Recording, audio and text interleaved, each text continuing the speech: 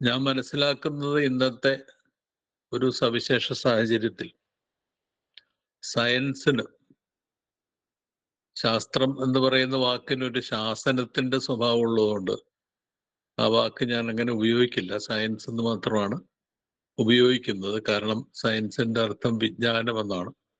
ഒരു വൈജ്ഞാനിക തലം എന്നുള്ള അർത്ഥത്തിലാണ് ആ വാക്ക് ഞാൻ ഇവിടെ ഉപയോഗിക്കുന്നത്. അപ്പൊ സയൻസിന് ഒരു വലിയൊരു പ്രതിസന്ധി നേരിട്ടുകൊണ്ടിരിക്കുന്ന ഒരു കാലത്താണ് നമ്മളിപ്പോൾ ജീവിക്കുന്നത്.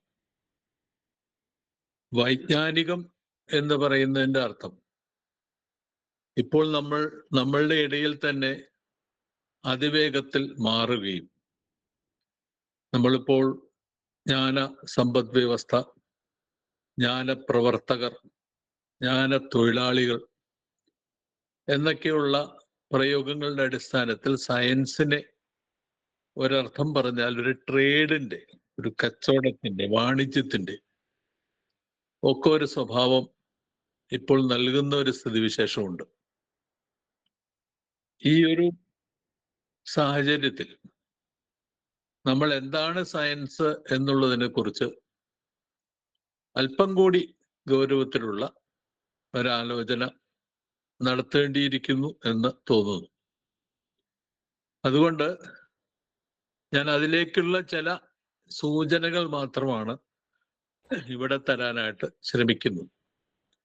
അത് ചിലതൊക്കെ തന്നെ നമ്മൾ നേരിട്ട് കൊണ്ടിരിക്കുന്നത് ഞാൻ മനസ്സിലാക്കുന്ന ഒരു പ്രതിസന്ധിയെ യഥാർത്ഥത്തിൽ രേഖപ്പെടുത്തുന്ന ഒന്നായിരിക്കും എന്ന് എനിക്ക് തോന്നുന്നു.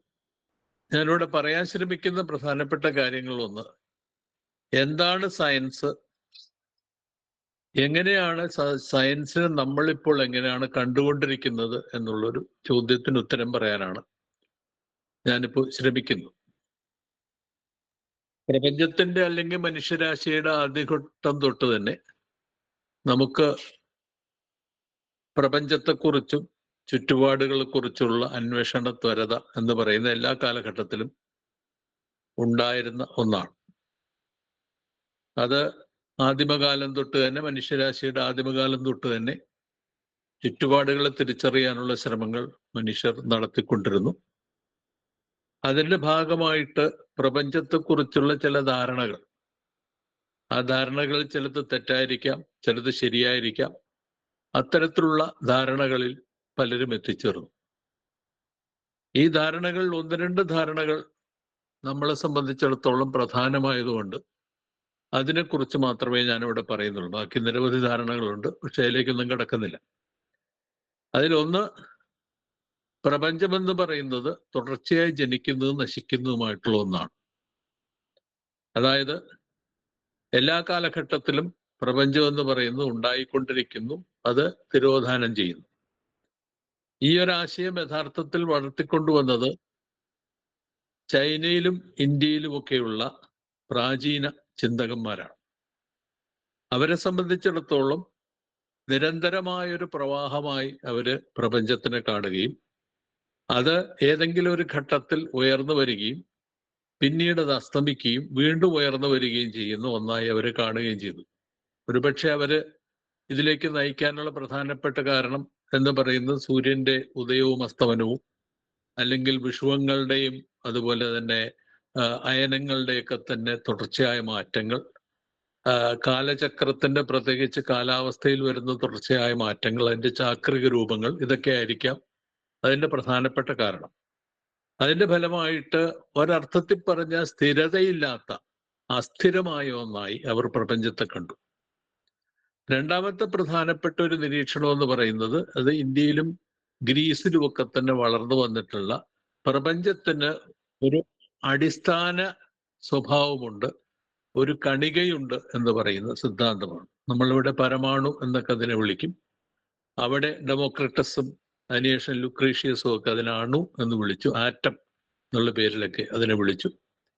ഈ ആറ്റം എന്ന് പറയുന്ന വാക്ക് ഏറ്റവും സൂക്ഷ്മമായ, അതെന്താണെന്നുള്ളത് അവർക്കാർക്കും തന്നെ കൃത്യമായിട്ട് പറയാൻ കഴിഞ്ഞില്ല. പക്ഷെ ഏറ്റവും സൂക്ഷ്മമായ, ഏറ്റവും അടിത്തട്ടിക്കിടക്കുന്ന ഒരു സൂക്ഷ്മ രൂപമാണത് എന്നുള്ളത് മാത്രമേ അവർക്ക് പറയാൻ കഴിഞ്ഞിരുന്നു. പക്ഷെ ഒരു കാര്യം പ്രത്യേകിച്ച് ലുക്രീഷ്യസിന്റെ പ്രശസ്തമായ on the nature of things എന്ന് പറയുന്ന ആദ്യ കൃതികളിലൊന്നുണ്ട്. ഇപ്പോഴും അത് ധാരാളമായിട്ട് വായിക്കപ്പെടുന്ന ഒരു അടിസ്ഥാന ഗ്രന്ഥങ്ങളൊന്നാണ്. ലുക്രീഷ്യസിന്റെ ഓൺ ദ നേച്ചർ ഓഫ് തിങ്സിൽ ഒരു ഒരു ഒരു ഒരു പ്രയോഗമുണ്ട്. അതിൽ atom is something that is dancing in the void. അതായത് അണു എന്ന് പറയുന്നത് അത് അനന്തതയിൽ ശൂന്യതയിൽ നൃത്തം ചെയ്യുന്ന ഒരു ഘടകമാണ് എന്നുള്ളതാണ്. അപ്പൊ അണു എന്ന് പറയുന്നത് ഒരു സ്ഥിരമായ ഒന്നല്ല, നിരന്തരമായി ചലിച്ചുകൊണ്ടിരിക്കുകയാണ്. ആ ചലനമാണ് പ്രപഞ്ചത്തെ നിർണയിക്കുന്നത്. പ്രപഞ്ചത്തെയും വസ്തുക്കളെയൊക്കെ നിർണയിക്കുന്നത് ഈ പറയുന്ന അണുവിന്റെ ചലനമാണ് എന്ന് പറയുന്ന ഒരു ധാരണയാണത്. എന്ന് പറഞ്ഞാൽ ഒരു വശത്ത് തന്നെ പ്രപഞ്ചത്തിന് ഒരു സ്ഥാവരതയുണ്ട്. അണു എന്നുള്ള പേരിൽ അണു സൃഷ്ടിക്കുന്ന മറ്റ് നിരവധി രൂപങ്ങളിൽ, തന്മാത്രകളിൽ അല്ലെങ്കിൽ പദാർത്ഥങ്ങളിൽ അല്ലെങ്കിൽ ഇന്ന് കാണുന്ന വസ്തുക്കളിലൊക്കെ തന്നെ അത് സൃഷ്ടിക്കുന്ന രൂപങ്ങളുണ്ട്. അതിനോടൊപ്പം തന്നെ അത് നിരന്തരമായി ചലിച്ചുകൊണ്ടിരിക്കുകയാണ്, മാറിക്കൊണ്ടിരിക്കുകയാണ് എന്ന് പറയുന്ന ഒരാശയം. അത് നമുക്ക് പ്രാചീന ഗ്രീക്ക് ചിന്തകന്മാരുടെ ഇടയിലും കാണാം, ഇന്ത്യക്കാരുടെ ഇടയിലും കാണാം, ചൈനയിലും കാണാം, എല്ലായിടത്തും കാണാം. എന്ന് പറഞ്ഞു കഴിഞ്ഞാൽ അതൊരു പൊതു രീതിയായിട്ട് നമ്മൾ കാണേണ്ട ഒരു കാര്യമാണ്. ഇത്തരത്തിലുള്ള ഈ ചലനാത്മക പ്രപഞ്ചത്തെക്കുറിച്ചുള്ള നശിക്കുകയും ഉയരുകയും വീണ്ടും നശിക്കുകയും വീണ്ടും ഉയരുകയും ചെയ്യുന്ന ഒരു പ്രപഞ്ചത്തെക്കുറിച്ചുള്ള ധാരണകൾ നമുക്ക് ഏതാണ്ട് ഒരു മധ്യഘട്ടം എത്തുമ്പോഴേക്കും പതുക്കെ പതുക്കെ മാറുന്നതായിട്ട് നമുക്ക് കാണാം. അത് ക്രമേണ ഇത്തരത്തിലുള്ള ചലനങ്ങളൊക്കെ ഉണ്ടാവുന്നുണ്ടെങ്കിൽ ഒരു സ്ഥാവര പ്രപഞ്ചമാണ് ശരി എന്ന് പറയുന്ന നിലപാട് പതുക്കെ രൂപപ്പെട്ടു വരികയാണ്. സ്ഥാവര പ്രപഞ്ചം എന്ന് പറഞ്ഞു കഴിഞ്ഞാൽ അതിൻ്റെ അർത്ഥം ചലനാത്മകത എന്ന് പറയുന്നത് ഇല്ല എന്നല്ല അവര് പറഞ്ഞത്. പക്ഷേ ഈ ചലനാത്മകതയ്ക്ക് പരിമിതികളുണ്ട് എന്നും അത് ഒരു പ്രത്യേക തരത്തിലുള്ള ചില നിയതമായിട്ടുള്ള നിയമങ്ങൾക്കുള്ളിലാണ് ചലനാത്മകതയുള്ളത് എന്നും പറയുന്ന ഒരു രീതിയാണ്. അതിന് ഉദാഹരണം പറഞ്ഞു കഴിഞ്ഞാൽ ടോളമിയുടെ പ്രപഞ്ച സങ്കല്പത്തിൽ ഇവിടുത്തെ ഭൂമി എന്ന് പറയുന്നത് കേന്ദ്രീകരിക്കുന്ന ഒരു പ്രപഞ്ചം, ആ പ്രപഞ്ചത്തിന് ചുറ്റും കിടക്കുന്ന വലിയൊരു വ്യൂഹം പോലെ കിടക്കുന്ന, ചുറ്റുപാടും കിടക്കുന്ന നക്ഷത്രങ്ങളും ഗ്രഹങ്ങളും പോലെയുള്ളവ, അവയൊക്കെ തന്നെ ഒരു മേൽക്കൂരയുണ്ട്. ആ മേൽക്കൂര ഫെർമമെന്റ് എന്ന് പറയുന്ന ഒരു മേൽക്കൂര, ആ മേൽക്കൂരയുടെ താഴെയാണ് ഇവയെല്ലാം കിടക്കുന്നത്. ഒരു വസ്തുവിനും ഈ മേൽക്കൂര കടന്നു പോകാനായിട്ട് കഴിയില്ല. അവയെല്ലാം ഇതിന്റെ അകത്ത് തന്നെയുള്ള ചാക്രിക വ്യൂഹങ്ങളിൽ, അത് നിങ്ങൾക്ക് പലർക്കും അറിയുന്നൊരു വാക്കാണ് ഖഗോളം, എക്ലിപ്റ്റിക് എന്നൊക്കെ പറയുന്നൊരു വാക്കാണ്. ആ പറയുന്ന ഖഗോളങ്ങളായിട്ട് ചലിക്കുക മാത്രമേ നമുക്ക് സാധ്യമാവുള്ളൂ എന്ന് പറയുന്ന ഒരു നിയന്ത്രണത്തിലേക്ക് അത് എത്തിച്ചേരുകയാണ്. അങ്ങനെ വരുമ്പോൾ പ്രപഞ്ചം എന്ന് പറയുന്നത് ഒരു അർത്ഥത്തിൽ പറഞ്ഞാൽ ഒരു നമുക്ക് ചുറ്റും കിടക്കുന്ന ഒരു പ്രപഞ്ചമുണ്ട്. അതാണ് ചലനാത്മക പ്രപഞ്ചം. അതിനപ്പുറം കിടക്കുന്ന ഒരു അതീന്ദ്രിയ പ്രപഞ്ചമുണ്ട്, ഒരു ട്രാൻസെൻഡന്റൽ ആയിട്ടുള്ള മറ്റൊരു പ്രപഞ്ചം. ആ പ്രപഞ്ചം എന്താണെന്ന് ആർക്കും അറിയാൻ കഴിയില്ല, നമ്മുടെ നിരീക്ഷണങ്ങൾക്കപ്പുറത്താണ്. അങ്ങനെയുള്ള നിരീക്ഷണങ്ങൾക്കപ്പുറത്ത് കിടക്കുന്ന മറ്റേ പ്രപഞ്ചത്തിലാണ് പിൽക്കാലത്ത് മതങ്ങൾ ദൈവങ്ങളെയും മാലാഖമാരെയും അതുപോലെ തന്നെ ഹൂറികളെയും അതുപോലെ ദേവന്മാരെയും ഒക്കെ തന്നെ കൊണ്ടുവന്ന് പ്രതിഷ്ഠിച്ചത് ഈ പറയുന്ന ഒരു അതീന്ദ്രിയ പ്രപഞ്ചത്തിൻ്റെ ഉള്ളിലാണ്.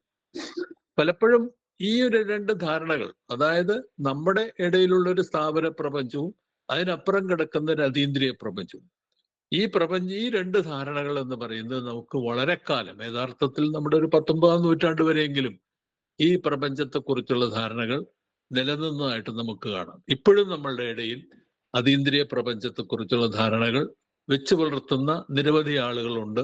നിരവധിയല്ല, ഒരുപക്ഷെ ഭൂരിപക്ഷം ആളുകളും അത് ഉൾക്കൊള്ളുന്നവരാണ് എന്നുള്ള കാര്യമൊക്കെ നമുക്കറിയാം.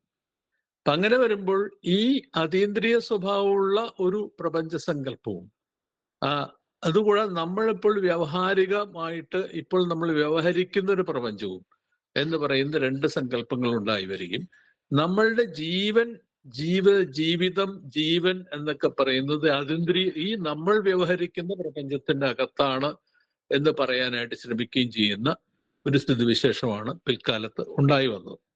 അപ്പൊ അങ്ങനെ വരുമ്പോൾ സംഭവിക്കുന്നത് ഈ ജീവൻ എന്ന് പറയുന്നത് നമ്മളുടെ ഇടയിൽ ഉണ്ടായി വന്നതാണ്. ജീവജാലങ്ങൾ മുഴുവൻ നമ്മളുടെ ഇടയിൽ ഉണ്ടായി വന്നതാണ്.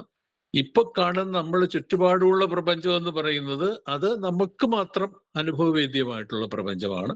അതിനപ്പുറം വേറെ എന്തൊക്കെയുണ്ട് അതിനെക്കുറിച്ച് നമുക്കറിയില്ല. അഥവാ അത് ഒരു പക്ഷേ മുമ്പ് ഞാൻ സൂചിപ്പിച്ച പോലെ തന്നെ ഏതെങ്കിലും തരത്തിലുള്ള ഒരു ആധ്യാത്മികമോ അതിഭൗതികമോ ആയിട്ടുള്ള മറ്റെന്തെങ്കിലും രീതികളിലൂടെ കണ്ടെത്തേണ്ടത് ഒരു കാര്യമാണ്. അങ്ങനെയുള്ള ഒരു സങ്കല്പത്തിന്റെ ഭാഗമായിട്ടാണ് നമുക്ക് ഒരു ഘട്ടം കഴിഞ്ഞപ്പോൾ ഈ അതീന്ദ്രിയ പ്രപഞ്ചത്തിനെ കണ്ടെത്താനുള്ള ശ്രമത്തിന്റെ ഭാഗമായിട്ടാണ് ആധ്യാത്മികമായിട്ടുള്ള മിക്കവാറും കാര്യങ്ങൾ വളർന്നു വന്നിട്ടുള്ളത്. മതങ്ങൾ, ആധ്യാത്മിക ചിന്ത, ആത്മീയ ബോധനം തുടങ്ങിയ സംഗതികളൊക്കെ തന്നെ നമ്മൾക്ക് ചുറ്റുപാടുമുള്ള പ്രപഞ്ചങ്ങൾ നമ്മൾക്ക് എങ്ങനെയാണ് നടക്കുന്നതെന്ന് അറിയാം. അഥവാ നടക്കുന്നത് എങ്ങനെയാണ് നമ്മൾ ധരിക്കുന്നു, എങ്ങനെയാണ് നമുക്കറിയാവുന്ന ധരിക്കുന്നു. അതിനപ്പുറം കിടക്കുന്ന ഒരു പ്രപഞ്ചം ഇതാണ് മതങ്ങൾ ഒക്കെ തന്നെ അന്വേഷിക്കാനായിട്ട് ആരംഭിച്ചത്. ഈ ഒരു പ്രപഞ്ച സങ്കല്പം എന്ന് പറയുന്നത് നമുക്ക് 16 നൂറ്റാണ്ട് വരെയൊക്കെ തന്നെ കൃത്യമായിട്ട് ഇങ്ങനെ തന്നെ പോകുന്നതായിട്ട് നമുക്ക് കാണാം. അപ്പൊ ഇതിന്റെ അകത്തൊരു അർത്ഥത്തിൽ പറഞ്ഞ ഒരു യാന്ത്രികതയുണ്ട് പിന്നീട് വരുമ്പോൾ. കാരണം ഇവിടത്തെ ചലനമൊക്കെ നമുക്ക് അറിയുന്നതുകൊണ്ട് ഈ ചലനം എന്ന് പറയുന്ന ആരൊക്കെയോ നിർണയിക്കുന്ന ചലനങ്ങളാണ് നമ്മൾ ധരിക്കുന്നത്. അങ്ങനെ വരുമ്പോൾ അതൊരു യാന്ത്രികമായിട്ടുള്ള ഒരു നിലപാടുകളിലേക്ക് നമ്മൾ നീക്കുന്നു. ഉദാഹരണം പറയുകയാണെങ്കിൽ എല്ലാവർക്കും അറിയുന്ന ജ്യോതിഷം പോലെയുള്ള സംഗതികൾ വളർന്നു വരുമ്പോൾ എപ്പോഴാണ് സൂര്യൻ ഉദിക്കുന്നത് അസ്തമിക്കുന്നത് നമുക്കറിയാം. അതുകൊണ്ട് തന്നെ എപ്പോഴാണ് വിവിധ തരത്തിലുള്ള ഗ്രഹങ്ങൾ ചലിക്കുന്നത് നമുക്കറിയാം. അതുകൊണ്ട് തന്നെ ഒരുപക്ഷെ ഭാവിയിൽ എങ്ങനെ ഗ്രഹങ്ങൾ ചലിക്കുമെന്ന് നമുക്കറിയാം.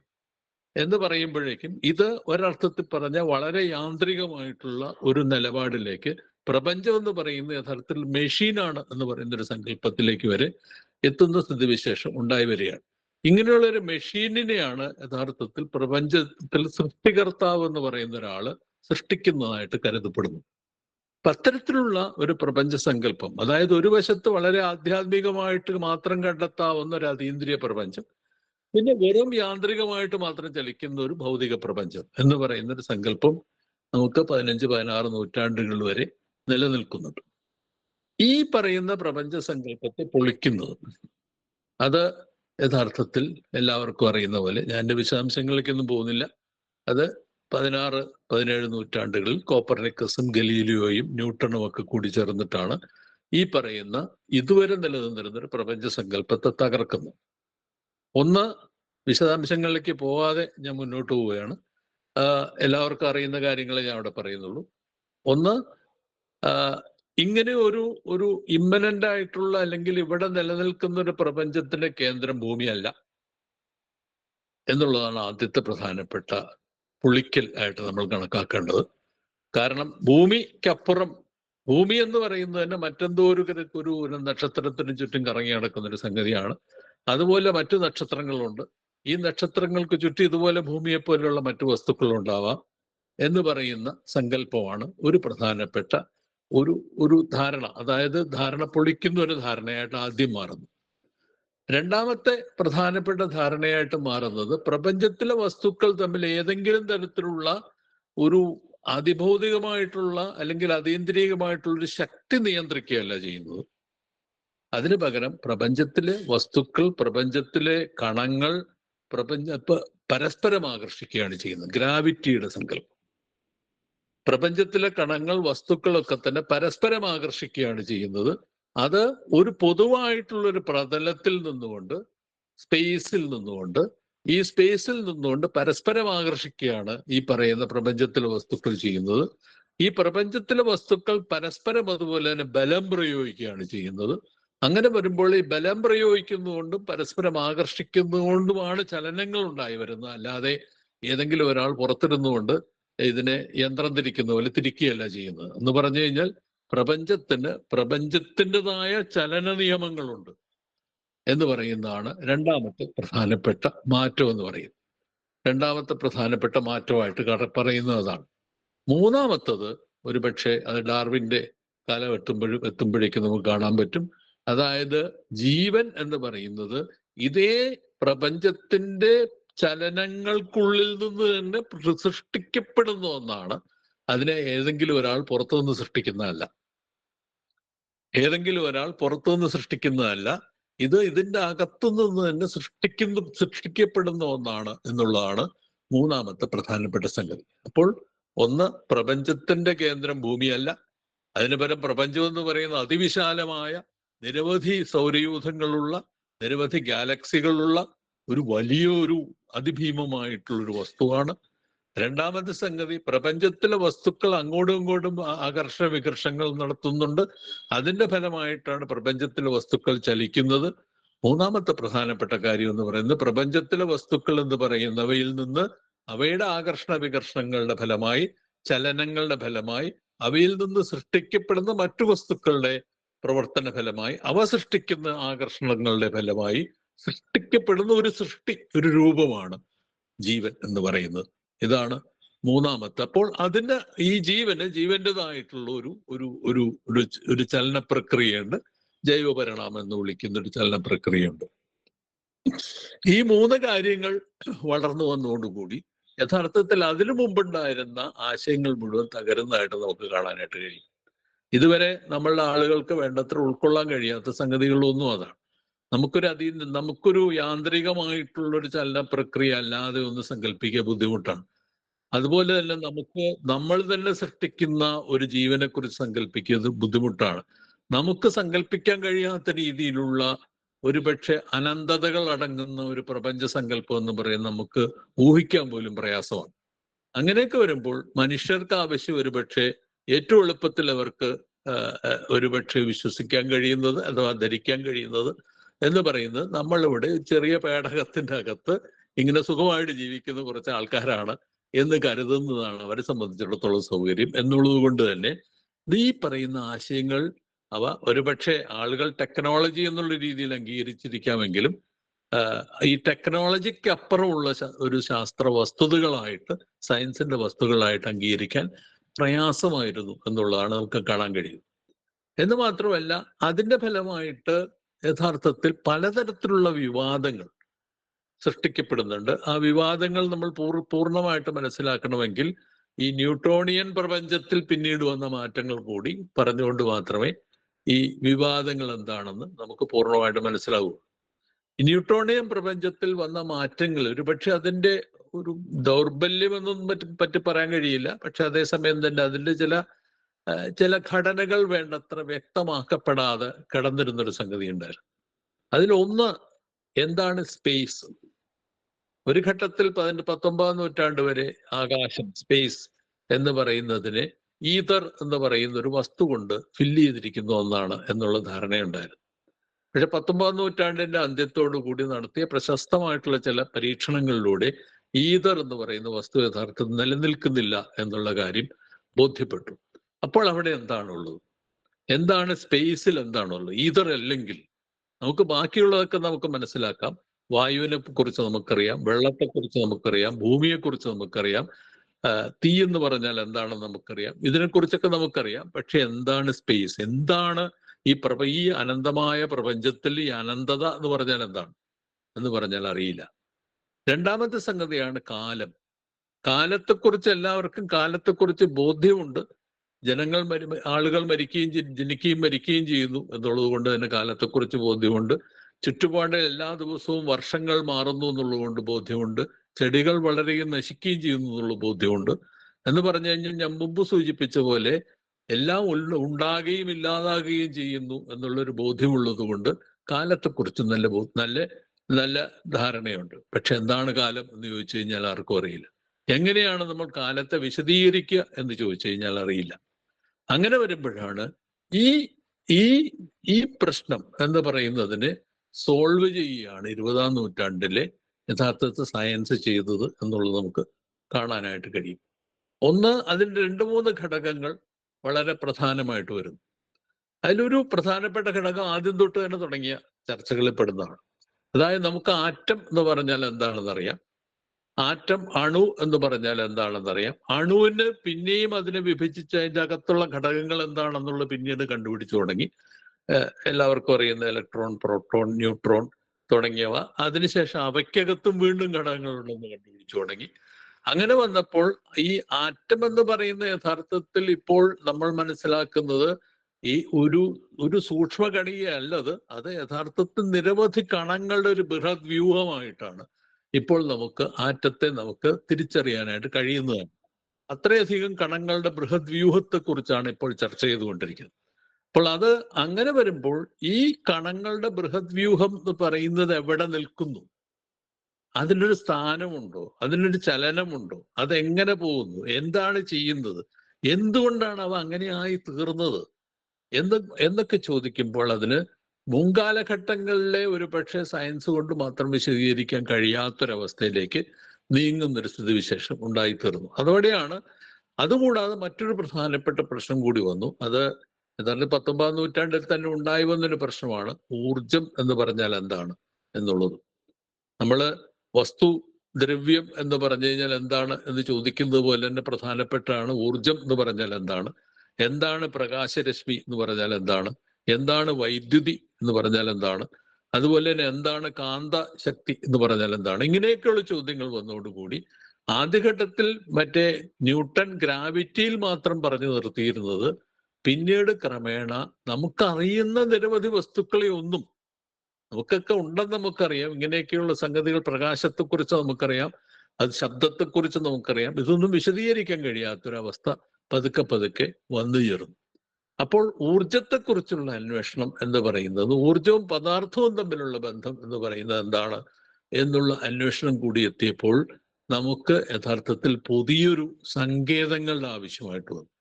ആ സങ്കേതങ്ങളാണ് യഥാർത്ഥത്തിൽ ഐൻസ്റ്റൈൻ്റെ സാപേക്ഷതാ സിദ്ധാന്തവും അതുപോലെ തന്നെ ക്വാണ്ടം ഫിസിക്സും കൂടി നമുക്ക് തന്നിട്ടുള്ളത്. അതിൻ്റെ വിശദാംശങ്ങളിലേക്ക് ഞാൻ അവിടെ പോകുന്നില്ല, ഇപ്പൊ നമുക്ക് സമയമില്ല.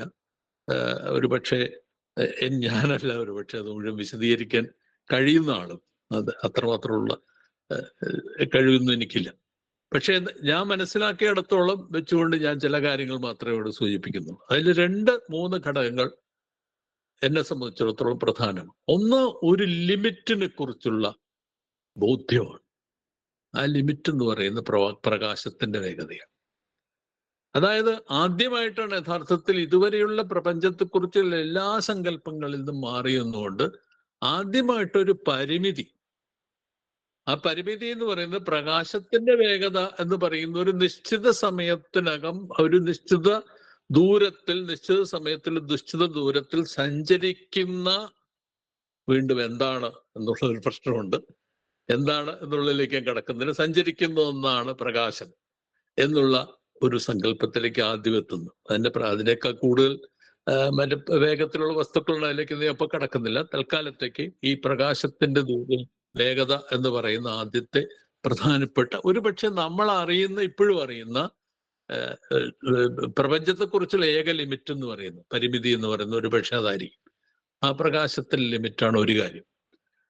രണ്ടാമത്തെ കാര്യം എന്ന് പറയുന്നത് ഊർജം എന്ന് പറഞ്ഞാൽ എന്താണ്, അതുപോലെ തന്നെ പദാർത്ഥം എന്ന് പറഞ്ഞാൽ എന്താണ് എന്നുള്ളതിന്റെ ചർച്ച ക്രമേണ അത് മാറി മാറി വരികയും യഥാർത്ഥത്തിൽ അണുക്കൾ എന്ന് പറയുന്നവയും അവയും അതുപോലെ തന്നെ മറ്റേ ഊർജം എന്ന് പറയുന്നവയും ചലനാത്മകമായിട്ടുള്ള വസ്തുവിന്റെ രൂപം എന്ന് പറയുന്നത് യഥാർത്ഥത്തിൽ ഒന്ന് തന്നെയാണ് എന്നുള്ള വളരെ പ്രധാനപ്പെട്ട നിഗമനത്തിലേക്ക് നമ്മൾ 20-ാം നൂറ്റാണ്ടിൽ ചെന്നെത്തും.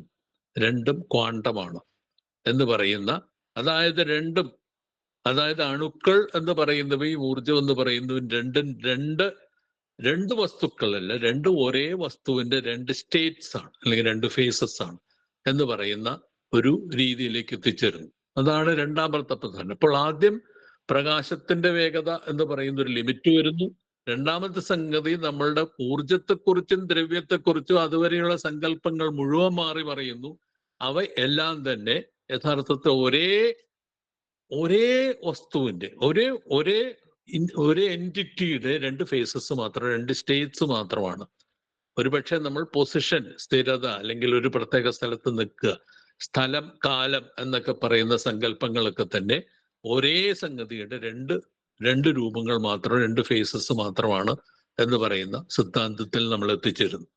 മൂന്നാമത്തെ സംഗതി സ്പേസ്, അല്ലെങ്കിൽ ആകാശം, സ്പേസ് എന്ന് പറയുന്നതും ടൈം എന്ന് പറയുന്നതും ഇതുമായിട്ട് ബന്ധപ്പെട്ട് നിൽക്കുന്ന ഘടകങ്ങൾ മാത്രമാണ് എന്നുള്ള മൂന്നാമത്തെ സംഗതിയിൽ നമ്മൾ എത്തിച്ചേരുന്നു.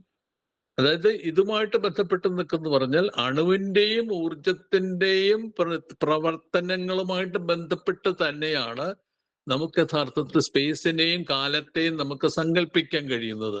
അതിലപ്പുറമുള്ള ഒരു സ്ഥലകാലങ്ങളെ കുറിച്ചുള്ള സങ്കല്പം സാധ്യമല്ല എന്നുള്ള നിലപാടിലേക്ക് നമ്മൾ ക്രമേണ എത്തിച്ചേരുന്നു. എന്ന് പറഞ്ഞു കഴിഞ്ഞാൽ അതോടുകൂടി നമുക്ക് അതുവരെ ഉണ്ടായിരുന്ന ഒരു പ്രപഞ്ച സങ്കല്പം മുഴുവൻ മാറി മറിയാണ്. ഇപ്പോൾ മാറി മറിഞ്ഞൊരവസ്ഥയിലാണ് ഇപ്പൊ നിൽക്കുന്നത്. ഈ പ്രപഞ്ച സങ്കല്പം മുഴുവൻ മാറി മറിയുകയാണ്. അതുവരെ ഉണ്ടായിരുന്ന പ്രപഞ്ച സങ്കല്പം എന്ന് പറയുന്നത് ഒരു പക്ഷേ ഒരു കൃത്യമായിട്ടുള്ള ഒരു പ്രപഞ്ചത്തിന്റെ ഒരു ഘടന എന്ന് പറയുന്ന നമുക്ക് പറഞ്ഞിരുന്നുവെങ്കിൽ ഇപ്പോൾ അങ്ങനെ ഘടനാത്മകമായിട്ടുള്ള പരിമിതികളില്ലാത്ത ഒരുപക്ഷെ ഒരൊറ്റ പരിമിതി ഉള്ളത് ഞാൻ മുമ്പ് പറഞ്ഞ പോലെ പ്രകാശത്തിന്റെ വേഗത മാത്രമാണ്. അതല്ലാതെ വേറെ ഘടനാത്മകമായിട്ടുള്ള ഒരു പരിമിതിയും ഇല്ലാത്ത, എത്ര വേണമെങ്കിലും പോകാൻ കഴിയുന്ന, അനന്തതയ്ക്ക് എന്ന് പറയുന്ന വാക്കിന് പോലും പ്രസക്തിയില്ലാത്ത, അങ്ങനെയുള്ള വാക്കുകൾക്ക് പോലും പ്രസക്തിയില്ലാത്ത ഒരു പുതിയ പ്രപഞ്ച സങ്കല്പത്തിലേക്ക് ഇന്ന് സയൻസ് നീങ്ങിയിരിക്കുകയാണ്. അപ്പോൾ ഈ ഈ ഈ സങ്കല്പത്തിന്റെ അകത്ത് മറ്റു ചിലതും കൂടി കടന്നു വന്നിരിക്കുകയാണ്. ജീവൻ എന്ന് പറഞ്ഞു കഴിഞ്ഞാൽ എന്താണ്? ജീവൻ എന്ന് പറയുന്നത് യഥാർത്ഥത്തിൽ ഇതിന്റെ തന്നെ അവിടെ മറ്റൊരു സങ്കീർണത എന്ന് പറയുന്ന ഒരു ആശയം കൂടി കടന്നു വന്നിരിക്കും. സങ്കീർണത എന്ന് പറയുമ്പോൾ ഞാൻ മുമ്പ് പറഞ്ഞ പോലെ തന്നെ ഒരു അണുവിന്റെ യഥാർത്ഥത്തിൽ ഏറ്റവും താഴെത്തട്ടിലുള്ള ഘടകങ്ങൾ നമ്മൾ അന്വേഷിച്ച് ചെല്ലുമ്പോൾ എത്തിച്ചേരുന്ന ഒരു പക്ഷേ ഇപ്പോൾ റാവല്ലിയൊക്കെ ആറ്റംസ് ഓഫ് സ്പേസ് എന്നൊക്കെ പറയുന്ന രീതിയിലുള്ള സൂക്ഷ്മതലത്തിലേക്ക് എത്തുന്നത് പോലെ തന്നെ ഇതേ അണുവിന് തന്നെ എത്ര വേണമെങ്കിലും സങ്കീർണ തലങ്ങളിലേക്ക് എത്താം എന്നുള്ള ഒരു മറുവശവും ഇതേ സമയം തന്നെ എത്ര സൂക്ഷ്മതലങ്ങളിലേക്ക് എത്തുന്നു അത്രയും തന്നെ നിങ്ങൾക്ക് മറുവശത്തേക്ക് എത്ര സങ്കീർണ തലങ്ങളിലേക്ക് വേണമെങ്കിൽ എത്താമെന്നും, അങ്ങനെ വരുമ്പോൾ അതിനെ സൃഷ്ടിക്കാൻ കഴിയുന്ന മാനങ്ങളും ഡയമെൻഷൻസ്, അതിന് സൃഷ്ടിക്കാൻ കഴിയുന്ന മാനങ്ങളും യഥാർത്ഥത്തിൽ മൾട്ടിപ്പിൾ ആയിരിക്കും. നമ്മൾ കാണുന്ന നീളം, വീതി, ഉയരം എന്നുള്ളത് മാത്രമല്ല, ഒരുപക്ഷെ കാലം എന്നുള്ളത് മാത്രമല്ല, അതിലപ്പുറം എത്രയോ മൾട്ടിപ്പിൾ ഡയമെൻഷൻസിലേക്ക് അത് പോകാൻ കഴിയുമെന്ന്, ഒരുപക്ഷെ ഇൻഫിനിറ്റ്, അനന്തമായ ഒരുപക്ഷെ മാനങ്ങളിലേക്ക് അതിന് പോകാൻ കഴിയുമെന്നുള്ള സങ്കല്പത്തിലേക്ക് അതേസമയം തന്നെ നമ്മൾ എത്തുകയാണ്. അപ്പോൾ ഏറ്റവും താഴെത്തിട്ട് പതുക്കെ പതുക്കെ താഴോട്ട് പോകുന്നു. മറുവശത്ത് ഈ മേൽത്തട്ട് എന്ന് പറയുന്നത് മുകളിലോട്ട് പോവുകയും ചെയ്യുന്നു. ഇതാണ് യഥാർത്ഥത്തിൽ പലതരത്തിലുള്ള അതിന്റെ വിശദാംശങ്ങൾ ഇപ്പോൾ സൂപ്പർ കണ്ടക്ടിവിറ്റി മുതൽ എല്ലാ കാര്യങ്ങളും വരുന്ന ഇങ്ങനെയൊരു പ്രപഞ്ച സങ്കല്പത്തിന്റെ അടിസ്ഥാനത്തിലാണ്. അങ്ങനെ വരുമ്പോൾ സൃഷ്ടിക്കപ്പെടുന്ന ഒരു സയൻസിനെ കുറിച്ചുള്ള ധാരണ എന്ന് പറയുന്നത് ക്രമേണ അത് രണ്ട് സങ്കല്പങ്ങൾ കൂടി അതിൻ്റെ അകത്ത് കടന്നു വരികയാണ്. ഒന്ന് സിംഗുലാരിറ്റി എന്ന് പറയുന്ന സങ്കല്പം എന്ന് പറഞ്ഞാൽ ഒരുപക്ഷെ ഒരു ഏകകമായിട്ടുള്ള ഒരു പ്രൈമറി ഏകകം, ഒരു ആത്യന്തികമായിട്ടുള്ള പ്രൈമറി ഏകം. അതിൻ്റെ താഴോട്ട് മാനങ്ങളുടെ കാര്യത്തിലോ അല്ലെങ്കിൽ മറ്റേ വ്യാപ്തത്തിന്റെ കാര്യത്തിലോ നീളത്തിന്റെ കാര്യത്തിലോ വീതിയുടെ കാര്യത്തിലോ ഒന്നിലും പോകാൻ കഴിയാത്ത ഏറ്റവും താഴെത്തട്ടുള്ള ഒരവസ്ഥ എന്ന് പറയുന്നൊരവസ്ഥ. അതും മറുവശത്ത് ഈ സിംഗുലാരിറ്റി പറയുന്നത് പോലെ തന്നെ അത് ഏറ്റവും സങ്കീർണ പ്രപഞ്ച രൂപങ്ങളിലേക്ക് പോകാൻ കഴിയുന്ന അവസ്ഥ എന്ന് പറയുന്നത് നമ്മളിപ്പോൾ ചർച്ച ചെയ്തുകൊണ്ടിരിക്കുകയാണ്. ആ സങ്കീർണ രൂപങ്ങളിൽ സവിശേഷമായിട്ടുള്ള ഒരുപക്ഷെ ഊർജത്തിനെയും അതുപോലെ തന്നെ ഊർജത്തിനെയും അതുപോലെ തന്നെ മനുഷ്യന്റെ ഫിസിക്കൽ സെൻസിനെയും രണ്ടിനെയും സംയോജിപ്പിച്ചുകൊണ്ട് സൃഷ്ടിക്കാൻ കഴിയുന്ന ഒരു സങ്കീർണതയായി ജീവനെ അവതരിപ്പിച്ചു കൊണ്ടിരിക്കുന്ന ഒരവസ്ഥ ഇപ്പോൾ ഉണ്ടായിരിക്കുന്നു. അത്തരത്തിലുള്ള ജീവൻ എന്ന് പറയുന്ന ഒരു പുതിയ സങ്കീർണത ആയിട്ട് അവതരിപ്പിക്കുന്ന അവസ്ഥയിലുണ്ടായിരിക്കും എന്ന് പറഞ്ഞു കഴിഞ്ഞാൽ ഇതോടുകൂടി നമ്മളുടെ സയൻസിന്റെ സങ്കല്പങ്ങൾ പഴയ രീതിയിൽ നിന്ന് മാറി മറിഞ്ഞിരിക്കുന്നത് പറയാനാണ് ഇങ്ങനെയൊക്കെ പറഞ്ഞത്. പുള്ളി ഈ സിംഗുലാരിറ്റിയിൽ നിന്ന് സങ്കീർണതയിലേക്കുള്ള മാറ്റം എന്ന് പറയുന്നത് എങ്ങനെയുണ്ടായി? ആ ചോദ്യങ്ങളൊക്കെ തന്നെയുണ്ട്. എങ്ങനെയാണ് ഇങ്ങനെ ഉണ്ടായി വന്നത്? എന്തുകൊണ്ടാണ് ഇങ്ങനെ ഉണ്ടായി വന്നത്? ഇത് വളരെയധികം പ്രശ്നങ്ങൾ, ഒരുപാട് ചർച്ചകൾക്ക് വിഷയമായിട്ടുള്ള സംഗതികളിലൊന്നാണ്. പക്ഷെ അതില് സയൻസിന്റെ ഈ മുഴുവനും സങ്കല്പങ്ങൾ നയിക്കുന്ന ചില ഡിബേറ്റുകളെ കുറിച്ച് മാത്രമാണ് ഞാനിവിടെ പറയാനായിട്ട് ശ്രമിക്കുന്നത്. എന്തിനാണ് ഇതൊക്കെ എന്താണെന്നുള്ള മനസ്സിലാക്കിയെടുക്കാനുള്ള ശ്രമത്തിന്റെ ഭാഗമായിട്ട് നടക്കുന്ന ചില ഡിബേറ്റുകൾ നമുക്കിവിടെ പ്രധാനമാണ്. ഡിബേറ്റുകൾ എന്ന് പറയുന്നത് പലതും നിങ്ങൾക്ക് തന്നെ അറിയാമായിരിക്കും, എങ്കിലും ആ ഡിബേറ്റുകൾ മാത്രം ഞാനിവിടെ അവതരിപ്പിക്കാനായിട്ട് ശ്രമിക്കുക. അതിലൊരു പ്രധാനപ്പെട്ട സംഗതി, ഡിബേറ്റുകൾ വളർന്നു വരുന്നതിൻ്റെ ഒരു പ്രധാനപ്പെട്ട കാര്യം എന്ന് പറയുന്നത് മുമ്പ് ഞാൻ സൂചിപ്പിച്ച ഈ ആധ്യാത്മികതയുടെയും അതിൻ്റെയൊക്കെ ഒരു അവശിഷ്ടങ്ങൾ നമ്മളുടെ ഇടയിലൊക്കെ ഉണ്ടല്ലോ, ആധ്യാത്മികതയുടെയും അതുപോലെ തന്നെ യാന്ത്രിക ബോധത്തിൻ്റെയൊക്കെ ഒരു തലമെന്ന് പറയുന്ന ഡിബേറ്റുകളിൽ വളരെ പ്രധാനപ്പെട്ട ഒരു കാര്യമാണ്. അതില് ഞാനതിന് പെട്ടെന്ന് വാക്ക് ശരിയാണോ എന്ന് എനിക്കറിഞ്ഞുകൊണ്ട് വോളണ്ടറിസം എന്നും മെക്കാനിസ്റ്റിക് ഫിലോസഫി എന്നും രണ്ട് രീതിയിൽ പറയാനായിട്ട് ശ്രമിക്കുക. ഈ വോളണ്ടറിസ്റ്റുകൾ പറയാൻ ശ്രമിക്കുന്നത്, അതിൽ പല ആളുകളുണ്ട്, എല്ലാവരുടെയും വിശദാംശങ്ങളിലേക്ക് ഇവിടെ പോകുന്നില്ല. പല ആളുകളുണ്ട്. എന്തുകൊണ്ട് അവർ ചോദിക്കുന്ന ചോദ്യങ്ങൾ, വളരെ രണ്ടു കൂട്ടരും ചോദിക്കുന്ന ചോദ്യങ്ങൾ ഒന്ന് തന്നെയാണ്. എന്തുകൊണ്ട് ഇങ്ങനെയുള്ള മാറ്റങ്ങൾ ഉണ്ടായി വരുന്നു? എന്തുകൊണ്ട് ഇത്തരത്തിലുള്ള സൂക്ഷ്മ കണങ്ങൾക്ക് നമ്മൾ കാണുന്ന രീതിയിലുള്ള ഏറ്റവും സങ്കീർണ പ്രപഞ്ചമായിട്ട് എങ്ങനെ മാറി? എങ്ങനെയാണ് നമുക്ക് സ്ഥലകാലങ്ങളെ കുറിച്ചുള്ള സങ്കല്പം ഉണ്ടായത്? നിങ്ങൾ ഒരു വശത്ത് പറയുന്നു സൂക്ഷ്മതലത്തിൽ ക്വാണ്ടം ഫിസിക്സ് പറയുന്നു സ്ഥലകാലങ്ങളെ കുറിച്ച് സങ്കല്പത്തൊക്കെ അപ്പുറം കടക്കേണ്ടതുണ്ടെന്ന് പറയുന്നു. മറുവശത്ത് നിങ്ങൾ പറയുന്നു അതിനോടൊപ്പം തന്നെ എല്ലാം ആപേക്ഷികമാണെന്ന് പറയുന്നു. നിങ്ങൾക്ക് ഒരു തട്ടിൽ നിന്നുകൊണ്ട് ഏറ്റവും താഴെ തട്ടിൽ, ഉദാഹരണത്തിന് ഏറ്റവും ഒരു മലയുടെ താഴെ ഒരു കുഴിയിൽ നിൽക്കുന്ന, താഴ്വരയിൽ നിൽക്കുന്ന ആളുടെ കാലബോധമല്ല മലയുടെ മുകളിലുള്ള ആൾക്കുണ്ടാവുന്ന കാലബോധം.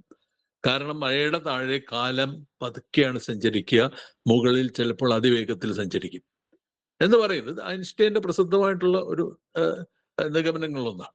അപ്പോൾ അങ്ങനെ നമ്മൾ പറയുന്നു. അതുപോലെ നമ്മൾ സാധാരണ കാണുന്ന പ്രകാശരശ്മി എന്ന് പറയുന്നത് പ്രകാശരശ്മി അല്ല, അത് രശ്മിയേ അല്ല, അത് യഥാർത്ഥത്തിൽ പാർട്ടിക്കിളാണ്, ഫോട്ടോൺ എന്ന് പറയുന്ന ഒരു പാർട്ടിക്കിളാണ് എന്ന് നമ്മൾ പറയുന്നു. ഇതേ രീതിയിൽ നമ്മൾ ഊർജം എന്ന് പറയുന്നതിനെ, അത് ഊർജം എന്ന് പറയുന്നത് യഥാർത്ഥത്തിൽ നമ്മുടെ സൂക്ഷ്മതലത്തിലുള്ള കണുവിന്റെ അകത്തു തന്നെ കിടക്കുന്ന മാസ് ഊർജമാണെന്നും ആ മാസ് എന്ന് പറയുന്ന അതിന്റെ മാസ് എന്ന് പറയുന്നത് പുറത്തേക്ക് വരുമ്പോൾ ഊർജമായിട്ട് മാറുന്നു എന്നും നമ്മൾ പറയുന്നു. ഇങ്ങനെയൊക്കെ പറയുന്ന സമയത്ത് ഇതൊക്കെ എങ്ങനെയാണ്? ഇതൊക്കെ എന്താണ് ഇതിന്റെ അർത്ഥം?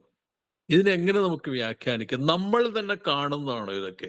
അതിൽ ഏറ്റവും പ്രധാനപ്പെട്ട ഒരു പ്രശ്നം വന്നത്, അത് ക്വാണ്ടം ഫിസിക്സിലെ ഏറ്റവും പ്രധാനപ്പെട്ട ഒരു പ്രശ്നമാണ്. മെഷർമെന്റ് പ്രോബ്ലം എന്ന് പറയുന്ന പ്രോബ്ലത്തിലാണ് അത് പുറത്തേക്ക് വന്നത്. അതായത് നിങ്ങൾ യഥാർത്ഥത്തിൽ ചലിക്കുന്ന മറ്റൊരു ഭൗതിക പ്രതിഭാസമായതുകൊണ്ട് ഈ ചലിക്കുന്ന ഭൗതിക പ്രതിഭാസം എന്ന് പറയുന്ന കാണുന്ന വസ്തുവിന് നിങ്ങളുടെ കാഴ്ച തന്നെ അതിനെ മാറ്റും, അതിന്റെ പൊസിഷൻ മാറ്റും എന്ന് പറയുന്നതാണ്. അതൊരു വല്ലാത്തൊരു പ്രഹേളികയിലേക്ക് നിൽക്കുകയാണ്. അതായത് ഒബ്സർവർ എന്ന് പറയുന്ന ആള് കേവലമായിട്ടുള്ള ഭൗതിക പ്രതിഭാസമായിട്ട് കണ്ടു കഴിഞ്ഞാൽ അത് തന്നെ ആ ഒറ്റ നിങ്ങളുടെ കാഴ്ച, ഒരു സാധനത്തിന് നിങ്ങൾ കാണുന്നു എന്നുള്ള ഒറ്റ കാരണം കൊണ്ട് ആ നിങ്ങൾ കാണുന്ന വസ്തുവിന്റെ പൊസിഷൻ, സ്ഥാനം മാറും എന്ന് പറയുമ്പോൾ, അത്തരത്തിലൊക്കെ പറയുന്ന സമയത്ത് നമ്മൾ എവിടെയാണ് എത്തിച്ചേരുന്നത്? ഈ ചോദ്യം എന്ന് പറയുന്നത് ഒരുപാട്, ഞാൻ പറയുന്നതൊക്കെ പണ്ഡിതന്മാരുടെ ഇടയിൽ തന്നെ വന്ന പ്രശ്നങ്ങളൊക്കെ തന്നെയാണ്. ഈ ചോദ്യം എന്ന് പറയുന്നത് ഒരു വിഭാഗം ശാസ്ത്രജ്ഞരെ അവരെ രണ്ട് തരത്തിലുള്ള നിഗമനങ്ങളിൽ കൊണ്ടെത്തിച്ചു. ഒന്ന്, അവര് പറഞ്ഞു ഇത് നമുക്ക് ശാസ്ത്രരംഗത്ത്, സയൻസിന്റെ രംഗത്ത് നമുക്ക് ആത്മീയതയെ മാറ്റി നിർത്താൻ കഴിയില്ല, ആത്മനിഷ്ഠതയെ നമുക്ക് മാറ്റി നിർത്താനായിട്ട് കഴിയില്ല. അത് ദൈവമാണെന്നും മറ്റും അവർ പറയാൻ തയ്യാറല്ല. ഭാഗ്യത്തിന് ഒരുപക്ഷെ ഇന്ത്യയിലെ ചില ആളുകൾ ഒഴിച്ച് ബാക്കി മിക്കവാറും ശാസ്ത്രജ്ഞരും നല്ല ഭൗതികവാദികളാണ്, മിക്കവാറും പേരും നിരീശ്വരവാദികളാണ്. അത് ഇവിടെ നേരെ തിരിച്ചായിരിക്കും തോന്നുന്നു. ഏതായാലും അപ്പോ അത് ഇവിടുത്തെ ഒരു പ്രോബ്ലമാണ്. ഏതായാലും അങ്ങനെ വരുമ്പോൾ ഇത്തരത്തിലുള്ള ആളുകളെ സംബന്ധിച്ച് ഒരു പ്രശ്നമാണ് അവർ അവതരിപ്പിക്കുന്നത്. അതായത് നമുക്ക് ഏതെങ്കിലും തരത്തിലുള്ള ഒരു സത്താവാദത്തിന്റെ അടിസ്ഥാനത്തിലല്ലാതെ, ഒരു സത്തയുടെ അടിസ്ഥാനത്തിലല്ലാതെ നമ്മൾ കാണുന്ന വസ്തുക്കളാണ് ഇവ എന്നുള്ളത് നമ്മൾ ഇതൊക്കെ വസ്തുക്കളല്ല, അങ്ങനെയല്ല എന്ന് മറ്റും പറയുന്നത് ശരിയല്ല. വസ്തുക്കൾ തന്നെയാണവ, തീർച്ചയായിട്ടും നമ്മൾ അംഗീകരിക്കേണ്ട വസ്തുക്കൾ തന്നെയാണ്. പ്രപഞ്ച സങ്കല്പം നമ്മൾ അംഗീകരിക്കേണ്ടതാണ്. പക്ഷേ അതേസമയം തന്നെ ഇത് മനുഷ്യർ കാണുന്ന പ്രപഞ്ചമാണ്. മനുഷ്യർ കാണുന്ന പ്രപഞ്ചത്തിന്റെ വിശദീകരണം മാത്രമാണ് സയൻസ് നൽകാനായിട്ട് ശ്രമിക്കുന്നത്. അങ്ങനെ വരുമ്പോൾ സയൻസ് എന്ന് പറയുന്നത് തന്നെ അടിസ്ഥാനപരമായിട്ട് മറ്റെന്ത് വസ്തുവിനെയും പോലെ ചലനാത്മകമാണ്, മാറ്റത്തിന് വിധേയമാണ് എന്ന് പറയുന്ന വാദം, അത് നിരവധി പേർ, അത് ഓൾറെഡി 19 നൂറ്റാണ്ട് തൊട്ട് തന്നെ 18-ാം നൂറ്റാണ്ട് തന്നെ വാദം നിലനിൽക്കുന്നുണ്ട്.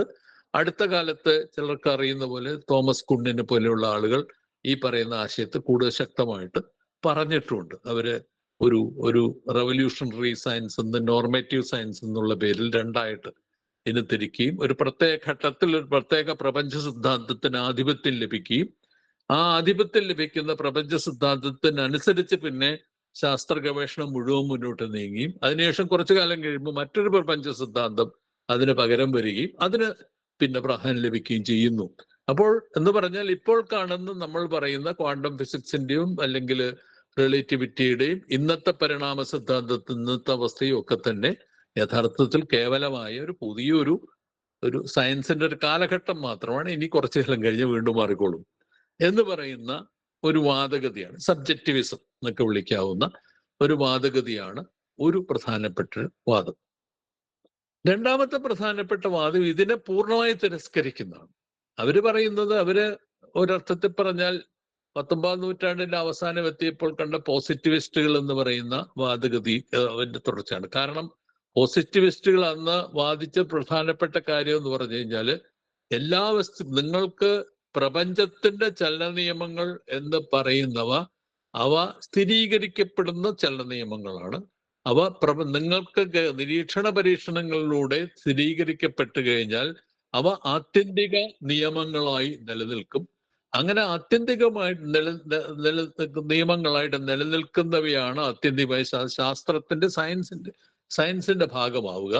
അങ്ങനെ വരുമ്പോൾ ഇതിന്റെ ഏറ്റവും പ്രധാനപ്പെട്ട ടെസ്റ്റ് എന്ന് പറയുന്നത് പ്രയോഗതലത്തിൽ ഇതിന് പ്രാധാന്യം വരുന്നു, അതിനോടൊപ്പം തന്നെ ഇതിന് പരീക്ഷണങ്ങളിലൂടെ തെളിയിക്കാൻ കഴിയുന്നു എന്നുള്ളത് മാത്രമാണ്. അങ്ങനെ വരുമ്പോൾ പിന്നീട് ഇതിനോടൊപ്പം തന്നെ ഇത്തരത്തിലുള്ള പ്രപഞ്ച നിയമങ്ങൾ എന്ന് പറയുന്നത് നമ്മളെ ബാധിക്കുന്ന നിയമങ്ങളായതുകൊണ്ട് ഇതിനൊരു നിയമങ്ങൾക്ക് ഒരു നിയതമായ യാന്ത്രിക സ്വഭാവമുണ്ട്. അവിടെ സയൻസ് എന്ന് പറയുന്നത് ശാസ്ത്രം തന്നെയാണ്. കാരണം നിയമങ്ങളിലൂടെ ഇപ്പൊ നിങ്ങൾ സാപേക്ഷതാ സിദ്ധാന്തം അംഗീകരിക്കുകയാണെങ്കിൽ, ക്വാണ്ടം ഫിസിക്സ് അംഗീകരിക്കുകയാണെങ്കിൽ, അല്ലെങ്കിൽ ഷ്രോഡിംഗറിന്റെ ഇക്വേഷനോ ഡിറാക്കിന്റെ ഇക്വേഷനോ ഒക്കെ അംഗീകരിക്കുകയാണെങ്കിൽ അത് ശാസനമായി മാറിക്കഴിഞ്ഞു. അത് പ്രപഞ്ചത്തിന്റെ നിയമമാണ്, അത് അലംഘനീയമാണ് എന്ന് പറയുന്ന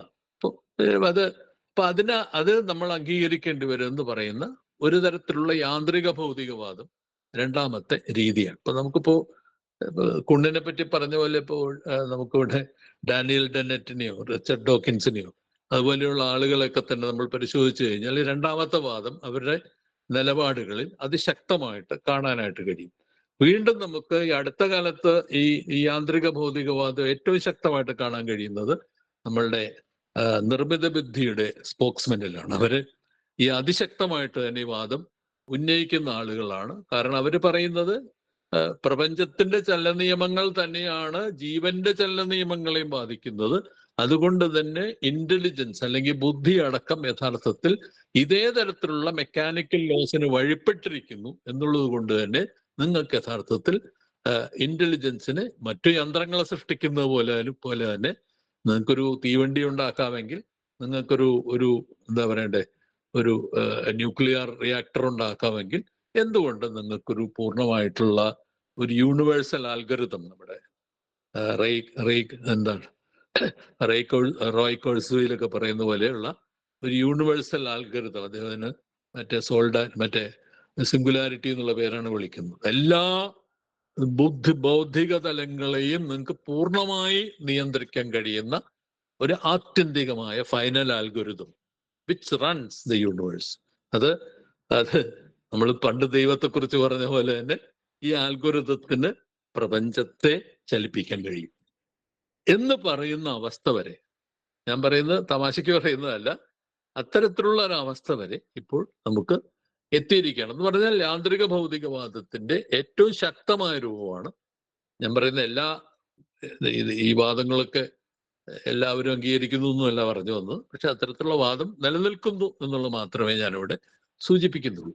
അപ്പൊ അങ്ങനെയൊക്കെ വരുമ്പോൾ ഈ രണ്ട് എക്സ്ട്രീംസ് എന്ന് മാത്രമല്ല, മറ്റേ മറുവശത്ത് നമുക്ക് ജീവന്റെ ഉത്ഭവത്തെക്കുറിച്ച് പ്രപഞ്ചത്തിന്റെ ഉത്ഭവം തന്നെ ജീവന് വേണ്ടിയിട്ടാണെന്നുള്ള വാദം വരെ ഉന്നയിച്ചിട്ടുണ്ട്. ഇപ്പോൾ ഫ്രാങ്ക് ടിപ്ലറും ജോൺ ബാരോയും കൂടി ചേർന്നിട്ടുള്ള കോസ്മിക് ആന്ത്രോപിക് പ്രിൻസിപ്പിൾ എന്ന് പറയുന്ന വാദം, ആന്ത്രോപിക് പ്രിൻസിപ്പിൾ അനുസരിച്ചിട്ട് അവര് പറയുന്നത് പ്രപഞ്ചം തന്നെ സൃഷ്ടിക്കപ്പെട്ടത്, പ്രപഞ്ചം ഉണ്ടായി വന്നത് ജീവനെ ഉണ്ടാക്കാൻ വേണ്ടിയിട്ടാണ്. ഇപ്പൊ ജീവൻ എന്ന് പറയുന്നത് ഈ പ്രപഞ്ചത്തിന്റെ തുടക്കം തൊട്ട് തന്നെയുള്ള ഒരു പ്രവണത മാത്രമാണ്.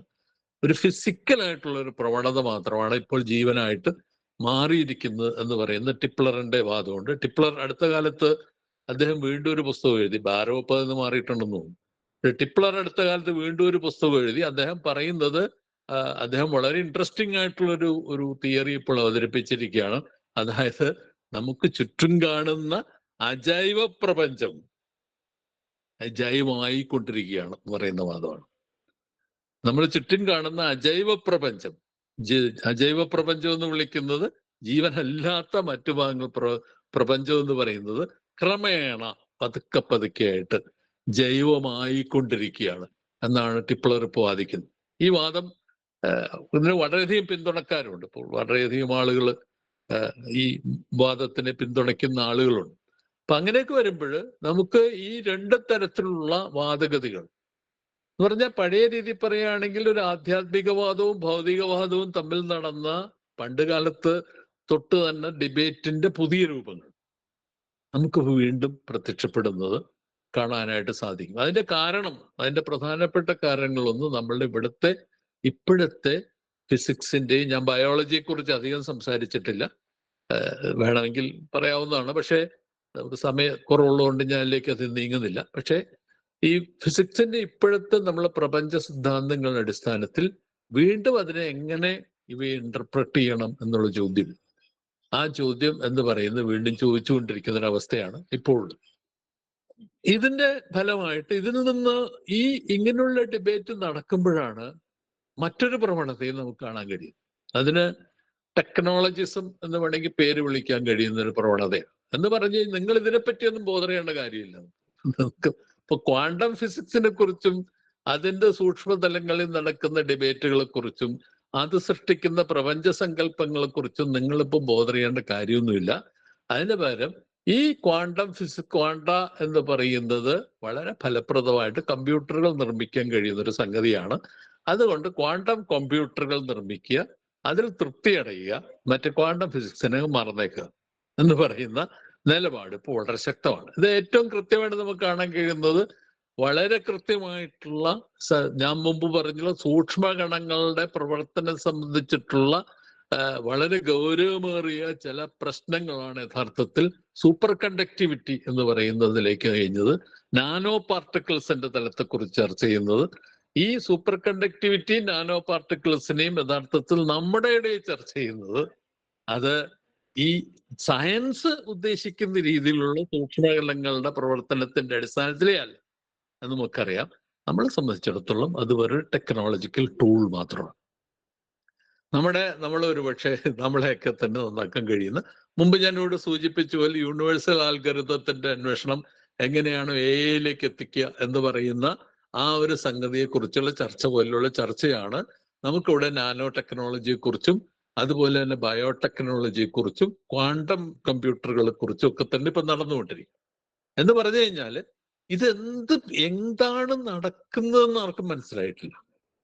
ഇതുവരെ ഒരു സയന്റിസ്റ്റ് പോലും കൃത്യമായിട്ട് എന്താണ് നടക്കുന്നത് പറയാൻ അവരെ കൊണ്ട് കഴിഞ്ഞിട്ടുമില്ല. ആ കഴിയാത്ത സംഗതികൾ അതിൽ ഫലപ്രദമാണെന്ന് കാണുന്നു. അങ്ങനെ കാണുന്നതോടുകൂടി അതിന് ചില രീതിയിൽ ഉപയോഗിക്കപ്പെടാമെന്ന് കാണും.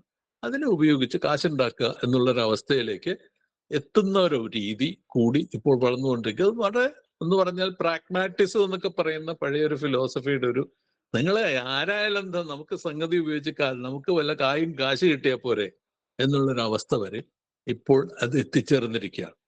ഇതിന്റെ ഫലമായിട്ട് സംഭവിച്ചുകൊണ്ടിരിക്കുന്നത്, ഒരു വശത്ത് ശാസ്ത്രത്തിന്റെ ഗൗരവമേറിയ പ്രശ്നങ്ങള് അത് ഉണ്ടാക്കി വയ്ക്കുന്ന ആശയക്കുഴപ്പമല്ല, ചർച്ചകളെയൊക്കെ തന്നെ മറികടക്കാൻ വേണ്ടിയിട്ട് നമ്മളെ ആളുകൾ കൃത്യമായിട്ട് അതിന് ടെക്നോളജിസത്തിന്റെ അടിസ്ഥാനത്തിൽ അതിനെ ഇന്റർപ്രറ്റ് ചെയ്ത് എങ്ങനെ നമുക്ക് ഇതുകൊണ്ടൊക്കെ ഗുണമുണ്ടാക്കാം, നമ്മളെ കൊണ്ട് ഗുണമുണ്ടാക്കാൻ കഴിയൂ എന്നുള്ള രീതിയിലേക്ക് എത്തിയിരിക്കാം.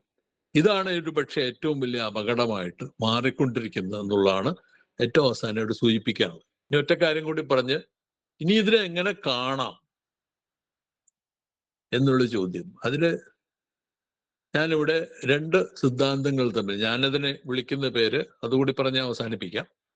വിളിക്കുന്ന പേര് ഒന്ന് ഫോർമലിസം എന്നുള്ളതാണ്. ഫോർമലിസം എന്ന് പറയുന്ന രൂപവാദം എന്ന് വേണമെങ്കിൽ മലയാളത്തിൽ പറയാം. രൂപവാദം എന്ന് വിളിച്ചു കഴിഞ്ഞാൽ അതിന്റെ അർത്ഥം, ഞാനത് ഫോർമലിസം എന്ന് വിളിക്കുന്നു, മറ്റു പല പേരുകളിലും പലരും വിളിക്കാറുണ്ട്, പോസിറ്റിവിസം എന്ന് പറയാറുണ്ട്, മറ്റു പേരുകളിലും അത് വിളിക്കാറുണ്ട്. അതിലേക്ക് അവിടെ കിടക്കുന്നില്ല. ഞാനിവിടെ രൂപവാദം എന്ന് വിളിക്കുന്നത് കേവലമായിട്ടുള്ള ഒരൊറ്റ, പ്രധാനമായിട്ടും നമ്മുടെ ദെക്കാർത്ത്, കാന്ത് മുതലായിട്ടുള്ള പ്രശസ്ത ചിന്തകരുടെ ചില ആശയങ്ങൾ വെച്ചുകൊണ്ട് മാത്രമാണ് ഞാനിവിടെ ഇത് പറയുന്നത്. ഫോർമലിസം എന്ന് ഞാൻ വിളിക്കുന്നത് ഇപ്പോൾ കേവലമായിട്ട് രൂപങ്ങൾ തമ്മിലുള്ള ഭിന്നതകളുടെ അടിസ്ഥാനത്തിൽ, നമ്മൾ സാധാരണയായിട്ട് ദ്വന്ദ്വങ്ങൾ, ബൈനറികൾ എന്നൊക്കെ വിളിക്കാറുണ്ട്. കേവലമായിട്ടുള്ള ഭിന്നതകളുടെ അടിസ്ഥാനത്തിൽ, ഉദാഹരണം പറയുകയാണെങ്കിൽ ജൈവം അജൈവം, അല്ലെങ്കിൽ ഇവിടെ അതീന്ദ്രിയം ഇന്ദ്രിയം, അല്ലെങ്കിൽ ബുദ്ധി മനസ്സ് മറ്റേ ശരീരം, അതല്ലെങ്കിൽ വേറെ ഏതെങ്കിലും തരത്തിലുള്ള മറ്റേ വസ്തുക്കൾ തമ്മിലുള്ള ദ്രവ്യം ഊർജം. ഈ അടുത്ത കാലത്തായിട്ട് വന്നുകൊണ്ടിരിക്കുന്ന ഏറ്റവും പ്രധാനപ്പെട്ട ഇങ്ങനെയുള്ള രൂപവ്യത്യാസങ്ങളെ സംബന്ധിച്ച സങ്കല്പങ്ങൾ പ്രപഞ്ചത്തിൽ നിലനിൽക്കുന്നില്ല എന്നുള്ളത് ഏതാണ്ട് കൃത്യമായിട്ട് ബോധ്യപ്പെട്ടിട്ടുണ്ട്. ആ കൂടിയുള്ളത് നമ്മൾ മനുഷ്യര് അല്ലെങ്കിൽ ജീവജാലങ്ങളും അജൈവ രൂപങ്ങളും തമ്മിൽ നിലനിൽക്കുന്നുണ്ടോ എന്നുള്ളൊരു അന്വേഷണം മാത്രമാണ്. അല്ലെങ്കിൽ പ്രപഞ്ചത്തിൽ, അത് ജീവജാലങ്ങൾ ഉൾക്കൊള്ളുന്ന പ്രപഞ്ചത്തിൽ അവ നിലനിൽക്കുന്നില്ല എന്നുള്ളത് ബോധ്യം. കേവല ദ്വന്ദ്വങ്ങളായിട്ടല്ല അവ നിലനിൽക്കുന്നത് എന്നുള്ളൊരു ബോധ്യം ഇപ്പോൾ വളർന്നു വന്നിട്ടുണ്ട്. അതിന് പകരം ഒരുപക്ഷെ ഇത് ഞാൻ പറയുമ്പോൾ എൻ്റെ ഒരു ബയാസാണെന്ന് നിങ്ങൾ പറയാം. എൻ്റെ ബയാസ് ഉണ്ട് എന്നുള്ള കാര്യം, മുൻവിധി എനിക്കുണ്ട് എന്നുള്ള കാര്യം ഞാൻ അംഗീകരിക്കുകയാണ്. ഞാനതിനെ പ്രത്യേകിച്ച് ഇന്നത്തെ കാലഘട്ടത്തിലുള്ള പ്രപഞ്ചത്തിന്റെ വളർച്ചയെ കാണാൻ, ഉദാഹരണത്തിന് മുമ്പ് ഞാൻ പറഞ്ഞ പലതരത്തിലുള്ള രൂപങ്ങൾ കാണാൻ ഇഷ്ടപ്പെടുക, അത് യഥാർത്ഥത്തിൽ വൈരുദ്ധ്യാത്മകമായിട്ടാണ്. അപ്പോൾ വൈരുദ്ധ്യാത്മകതയ്ക്ക് ഇന്ന് സയൻസിൽ പുതിയ അർത്ഥങ്ങൾ, മാനങ്ങൾ വന്നിരിക്കുകയാണ് എന്നുള്ളതാണ് ഞാൻ നിങ്ങളുടെ ശ്രദ്ധപ്പെടുത്താനായിട്ട് ശ്രമിക്കുന്നത്. ഉദാഹരണത്തിന് ദ്രവ്യവും ഊർജവും തമ്മിലുള്ള ഇതിനെക്കുറിച്ച് ഞാൻ സൂചിപ്പിച്ചു കഴിഞ്ഞു. സ്പേസ് ടൈം എന്ന് പറയുന്നത് യഥാർത്ഥത്തിൽ വൈരുദ്ധ്യാത്മകമായിട്ട് യോജിപ്പിച്ചിരിക്കുകയാണെന്നുള്ള കാര്യം ഞാൻ സൂചിപ്പിച്ചു കഴിഞ്ഞു. അതുപോലെ തന്നെ ഒബ്സർവ്, സബ്ജക്റ്റ് ഓബ്ജക്റ്റ് എന്ന് പറയുന്ന രണ്ട് തലങ്ങളും വൈരുദ്ധ്യാത്മകമായിട്ട് ഇപ്പോൾ തന്നെ സയൻസിൽ അത് യോജിപ്പിക്കുന്നൊരവസ്ഥയിലേക്ക് എത്തിക്കഴിഞ്ഞിരിക്കുന്നു. ജൈവം അജൈവം എന്ന് പറയുന്നതും യഥാർത്ഥത്തിൽ ഒരുപക്ഷെ നിങ്ങൾക്ക് അജൈവമായിട്ടുള്ള വസ്തുക്കളുടെ തന്നെ, പദാർത്ഥങ്ങളുടെ തന്നെ പ്രത്യേക തരത്തിലുള്ള സങ്കലനങ്ങളാണ് യഥാർത്ഥത്തിൽ ജൈവരൂപങ്ങൾ സൃഷ്ടിക്കുന്നത്. അവ തമ്മിലുള്ള വേർതിരിവുകൾ അതാണ് ഉണ്ടായിക്കൊണ്ടുവരുന്നത് എന്നുള്ള ഏതാണ്ട് ഇപ്പോൾ നമുക്ക് ഏതാണ്ട് ബോധ്യമായി കഴിഞ്ഞിരിക്കുന്നു. ആ ഒരു സാഹചര്യം, ചലനാത്മകത എന്ന് പറയുന്നത്, സ്ഥാവരത എന്ന് പറയുന്നത് ഒരേ പ്രക്രിയയുടെ തന്നെ രണ്ട് വശങ്ങളാണെന്നുള്ളത് ഏതാണ്ട് തീരുമാനമായിരിക്കും. എന്ന് മാത്രമല്ല, നിങ്ങൾക്ക് പ്രപഞ്ചത്തിനെ മനസ്സിലാക്കണമെങ്കിൽ നിങ്ങൾക്ക് യഥാർത്ഥത്തിൽ പോസിറ്റീവായിട്ടുള്ള സ്ഥിര ഘടകങ്ങൾ മാത്രം പോരാ, അതിൻ്റെ നെഗറ്റീവ് രൂപങ്ങൾ കൂടി വേണമെന്നുള്ളത് ഇന്ന് ഏതാണ്ട് വ്യക്തമായി കഴിഞ്ഞിരിക്കുന്ന കാര്യമാണ്. കാരണം ഇലക്ട്രോണിന് ഒരു ആന്റി ഇലക്ട്രോൺ ഇല്ലാതെ ഇലക്ട്രോൺ നിലനിൽക്കുകയില്ല. ഒരു ഉദാഹരണം പറയുകയാണ്. അതുപോലെ തന്നെ മിക്കവാറും എല്ലാ പാർട്ടിക്കിളിനും ഇപ്പോൾ ആന്റി പാർട്ടിക്കിളുകൾ നിലവിലുണ്ട്. മാറ്ററിന്, ദ്രവ്യത്തിന് ആന്റി മാറ്റർ ഉണ്ടെന്ന് പറഞ്ഞു കഴിഞ്ഞിട്ടുണ്ട്. ഒരു ഡാർക്ക് മാറ്ററിനെ കുറിച്ചും ആ ചർച്ച ഇപ്പോഴും വ്യക്തമല്ല, ഇനി ഒരുപാട് കാര്യങ്ങൾ ചെയ്യാനുണ്ട്. പക്ഷെ അതിനെക്കുറിച്ച് ചർച്ചകൾ നടന്നുകൊണ്ടിരിക്കുകയാണ്. വാക്വം സ്പേസ് എന്ന് പറയുന്ന ശൂന്യത എന്ന് പറയുന്നത് യഥാർത്ഥത്തിൽ വെറും ശൂന്യതയല്ല അതിൻ്റെ അകത്തുള്ളത്. ആ വാക്വം സ്പേസ് തന്നെ യഥാർത്ഥത്തിൽ ചലനാത്മകമായിട്ടുള്ള ഒരു വസ്തുവാണ് എന്നുള്ള രീതിയിലേക്ക് എത്തിക്കഴിഞ്ഞിട്ടുണ്ട്. അങ്ങനെ പറയുമ്പോൾ നമുക്ക് ഇനി മുതലുള്ള ഒരുപക്ഷെ ചർച്ചകൾ വൈരുദ്ധ്യാത്മകതയിലേക്ക് നീങ്ങേണ്ടി വരുന്ന, ആ വാക്ക് പല ശാസ്ത്രജ്ഞന്മാർ ഉപയോഗിക്കാൻ, അത് പണ്ട് 19-ാം നൂറ്റാണ്ടിൽ ആരൊക്കെ ഉപയോഗിച്ചിങ്ങനെ എന്താ പറയണ്ടേ, പലരും പന്ത് കെട്ടി കളിച്ചൊരു പഴയ പന്തായതുകൊണ്ട് ഈ പഴയ പന്ത് ഉപയോഗിക്കുന്ന പലർക്കും ചെറിയ പ്രയാസങ്ങളൊക്കെ ഉണ്ട്. എങ്കിലും നമ്മളിപ്പോൾ പുതിയ രചനകളിൽ കാണുമ്പോൾ ഏതാണ്ട് അതേ രീതിയിലുള്ള സങ്കല്പങ്ങൾ അവർ വീണ്ടും കൊണ്ടുവരുന്നതായിട്ട് നമ്മളിപ്പോൾ കാണുന്നുണ്ട്. അങ്ങനെയല്ലാതെ, അതായത് കേവലം ദ്വന്ദ്വാത്മകതയെന്നല്ല ഊന്നിയല്ലാതെ വൈരുദ്ധ്യാത്മകതയിൽ ഊന്നി നിന്നുകൊണ്ടുള്ള ചലനാത്മകതയും സ്ഥാവരതയും ഒരേ സമയത്ത് കാണാൻ കഴിയുന്ന, അതുപോലെ തന്നെ ഇപ്പോൾ ഉപയോഗിക്കുന്ന വാക്കുകൾ, ഒരാളിപ്പോ അടുത്ത കാലത്ത് ഉപയോഗിച്ച ഒരു എന്താ പറയണ്ടേ, എട്ടുകാലി വല നെയ്യുന്നത് പോലെയാണ് പ്രപഞ്ചം നിലനിൽക്കുന്നത്. അതായത് നിങ്ങൾക്ക് ഇപ്പോഴത്തെ അടിസ്ഥാന പ്രപഞ്ചത്തിന്റെ സങ്കല്പത്തിന് ഏറ്റവും കൂടുതൽ സാമ്യപ്പെടുത്താൻ കഴിയുന്നത് എട്ടുകാലി വല നെയ്യുന്നത് പോലെയാണ് എന്നുള്ളത്. അപ്പൊ അങ്ങനെയൊക്കെ പറയുമ്പോൾ നമ്മൾ ആ പ്രപഞ്ചം എന്താണെന്നുള്ളത് നമുക്കിപ്പോൾ മനസ്സിലാക്കാൻ കഴിയാത്തൊരു രീതിയുണ്ട്. പക്ഷെ അത് മനസ്സിലാക്കാൻ കഴിയുന്ന ഒരു പക്ഷേ ഞാൻ മുമ്പ് പറഞ്ഞ പോലെ പരസ്പര ബന്ധിതമായ റിലേഷൻഷിപ്സിൽ അടിസ്ഥിതമായ മാറ്റങ്ങളിൽ അധിഷ്ഠിതമായ അതുപോലെ തന്നെ സ്ഥാവരതയും ചലനാത്മകതയും തമ്മിൽ പരസ്പരം ബന്ധപ്പെടുന്നതിന് അധിഷ്ഠിതമായിട്ടുള്ള സൂക്ഷ്മ പദാർത്ഥങ്ങൾ, ഭൗതിക പദാർത്ഥങ്ങൾ അടങ്ങുന്ന ഒരു പ്രപഞ്ചത്തെക്കുറിച്ചുള്ള സങ്കല്പത്തിലേക്ക് നമ്മൾ പോകേണ്ടി വരും. ആ സങ്കല്പം എന്ന് പറയുന്നത് നമ്മളുടെ സ്ഥിരം സങ്കല്പത്തിന്റെ ഭാഗമായിട്ടല്ല ഒരു പക്ഷേ വിശദീകരിക്കേണ്ടി വരിക. അത് വൈരുദ്ധ്യാത്മകമായിരിക്കും. അങ്ങനെ വരുമ്പോഴാണ് മുമ്പ് പറഞ്ഞ ഈ ആത്മീയതയും യാന്ത്രിക ഭൗതികവാദവും തമ്മിലുള്ള ഇപ്പൊ നടക്കുന്ന തർക്കം എന്ന് പറയുന്നത് ഒരുപക്ഷെ ഇല്ലാതാവുക. അത് കൂടി ഞാനിവിടെ ഇന്നത്തെ വളരെ പെട്ടെന്ന് പറഞ്ഞു പോയതാണ്. മനസ്സിലാക്കിയിട്ടുണ്ടോ എന്ന് പറഞ്ഞുകൂടെ എനിക്കറിയുന്ന രീതിയിലാണ് ഞാനിപ്പോ ഇത്രയും പറഞ്ഞൊപ്പിക്കുന്നത്. കുറെ അധികം കാര്യങ്ങൾ വിട്ടുപോയിട്ടുണ്ട്. പ്രത്യേകിച്ച് ബയോളജി ഇതുപോലെ തന്നെ ചലഞ്ചിങ് ആയിട്ടുള്ള ഒരു ഏരിയയാണ്. അത് കൂടുതൽ ഗൗരവപൂർവ്വം പഠിക്കേണ്ട ഒരു ഏരിയ തന്നെയാണ്. അത് യഥാർത്ഥത്തിൽ അതിനെപ്പറ്റിയും പറയാൻ ഒരുപാടുണ്ട്, അതിലേക്ക് ഞാൻ കടന്നിട്ടില്ല.